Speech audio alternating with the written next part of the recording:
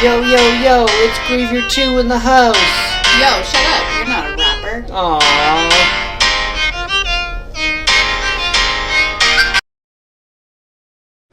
Sup, it's time for another Minecraft Monday, and today we'll be doing a TV playing a classic video game, Zelda.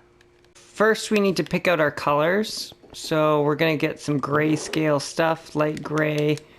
I got some stone slabs already.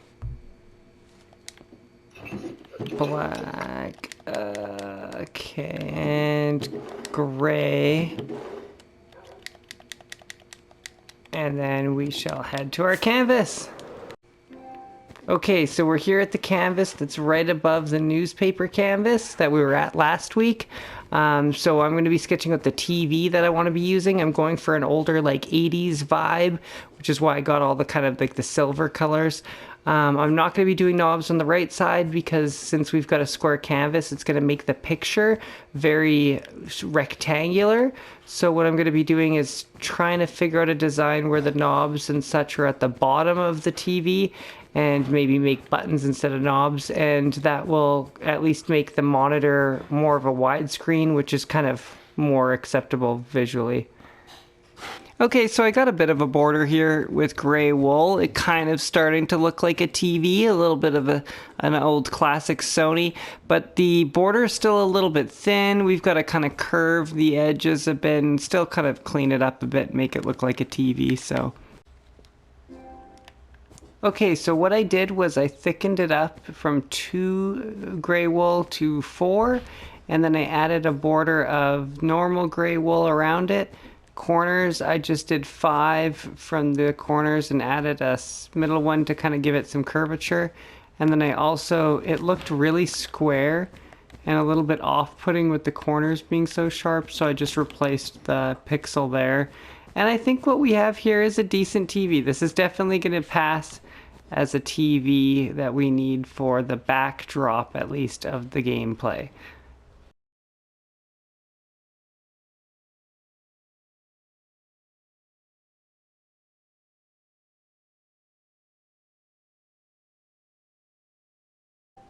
So now that we have the image that we want, we can see that the black banner at the top of the image takes up about 25% of the screen. And I do count sometimes, but often when I know that it's not super important that it's accurate, I'll just eyeball, and that's what I'm going to do here. So I'm going to fill all this in black. Okay, so here we have the black banner kind of going over the top. I think that takes up about 25%. You know, it's probably slightly less than 25%, but again, it's not a big deal. So the next step is to get the colors that we need to do all the kind of stuff up top. Get some dark blue wool.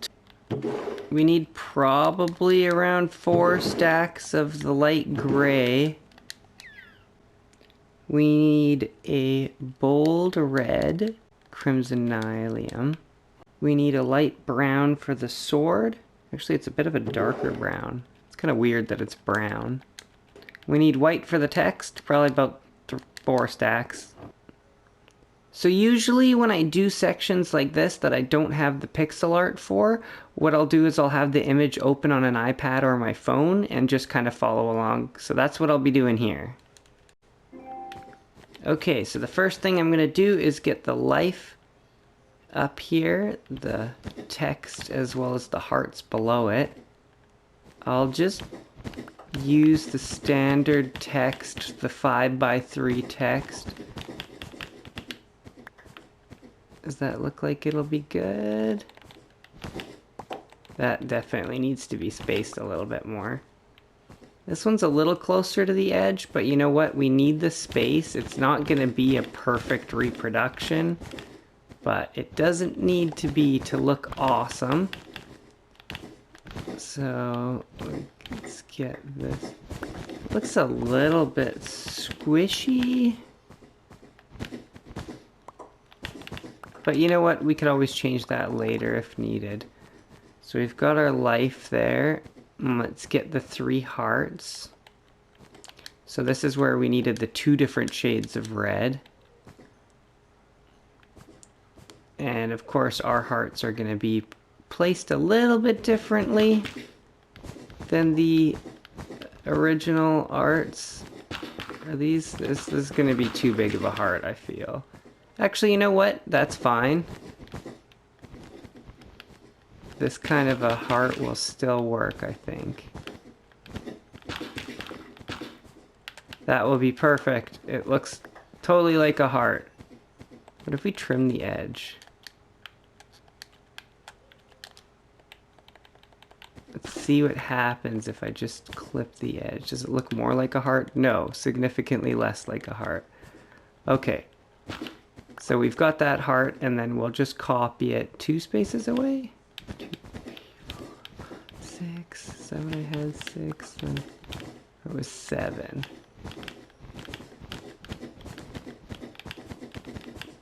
You know what? That looks way too close. So we're gonna have to use a brighter red. Yeah, this is definitely coming in significantly brighter. This is the brightest red. Well, not going into the 3D scale, because you can actually go 1 shade brighter than this. That looks great.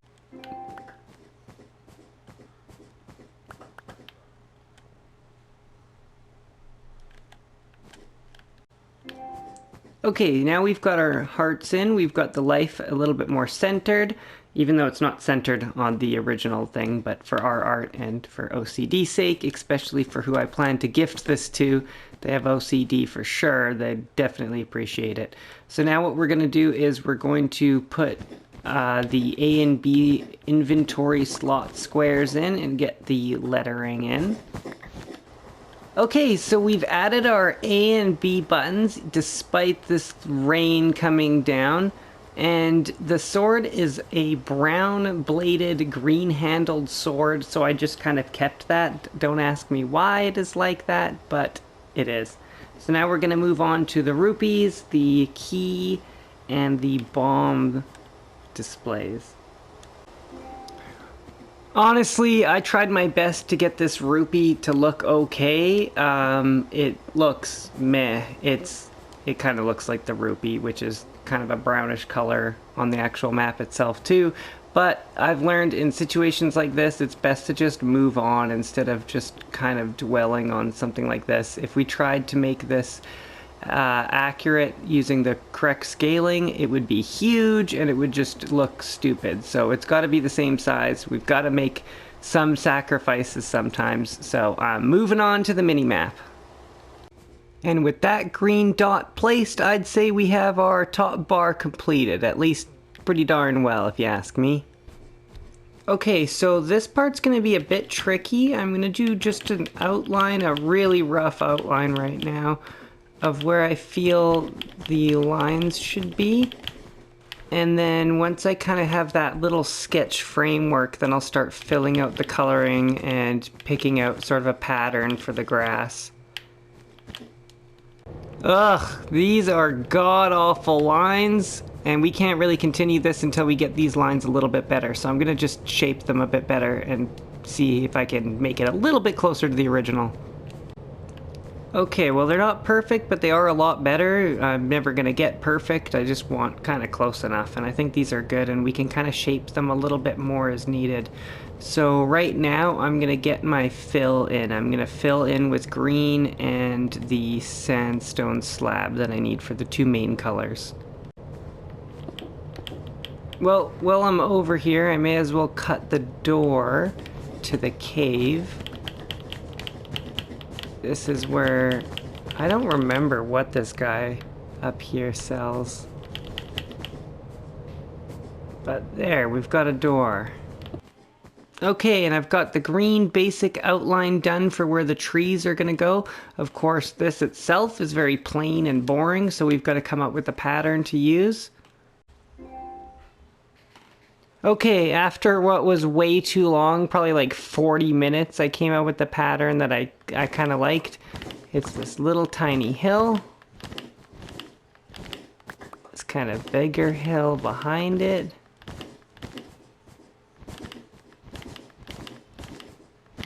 And then it goes all the way down. Then some dark green from here, just to kind of give it a bit of texture.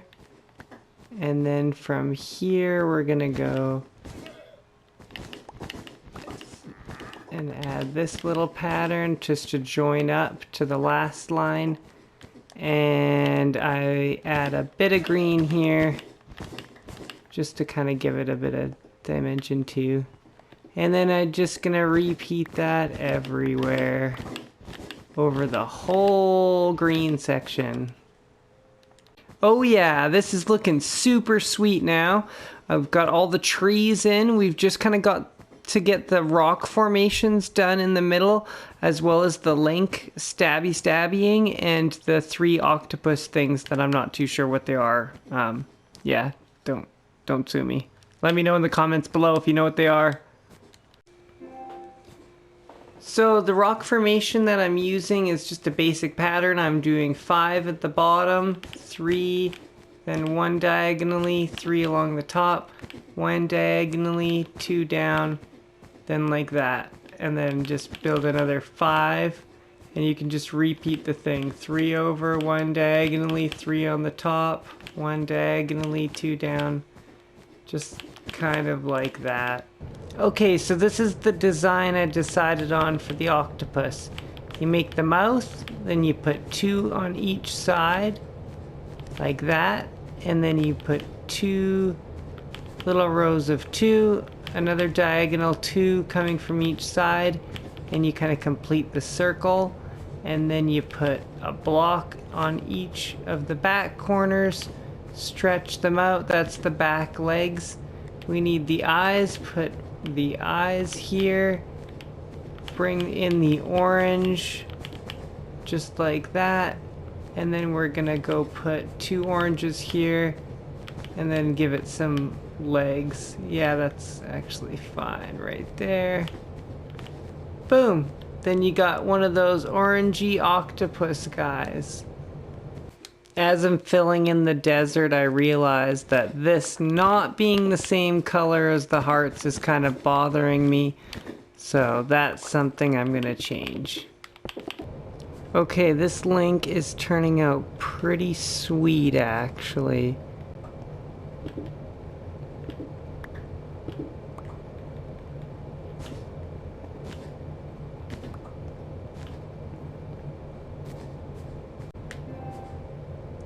Okay, so I like the way the link looks now. I kind of settled on this is a great flesh tone, so when you're finding this, if you're doing map art, keep your iron ore. And this is to signify the strike of exploding one of these orange octopus guys. But yeah, I'm gonna fill in the background now and see what it looks like. And with the last bit of the sand in, it is done and it looks awesome.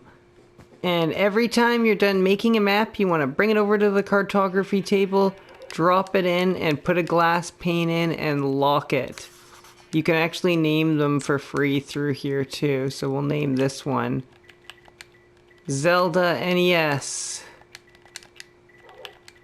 And now any copies of this map we make will also be named Zelda NES, and no matter what happens to that map now, it won't change our map.